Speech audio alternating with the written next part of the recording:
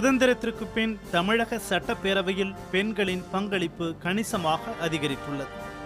1952ஆம் ஆண்டு ஒன்றுபட்ட சென்னை மாநில சட்டப்பேரவையில் 2 பெண் உறுப்பினர்கள் மட்டுமே இருந்தனர். 1957ஆம் ஆண்டில் 12 பேர், 1962இல் 13 பேர் என ஏறுமுகமாக இருந்த பெண் எம்எல்ஏக்களின் எண்ணிக்கை அடுத்தடுத்த தேர்தல்களில் ஒற்றை இலக்க எண்ணிக்கை அளவுக்கு வெகுவாக குறைந்தது. 1989ஆம் ஆண்டுக்கு பின் சட்டசபைக்கு கணிசமாக பெண் உறுப்பினர்கள் தேர்வாகி வருகின்றனர். அதிகபட்சமாக 1991ஆம் ஆண்டில் 31 பெண் எம்எல்ஏக்கள் தேர்வானார்கள். ஜெயலலிதா 2 தொகுதிகளில் வெற்றி பெற்றிருந்தார். கடந்த தேர்தலில் 136 பெண் வேட்பாளர்கள் போட்டியிட்டதில் 14 பேர் மட்டுமே சட்டப்பேரவைக்கு தேர்வானார்கள்.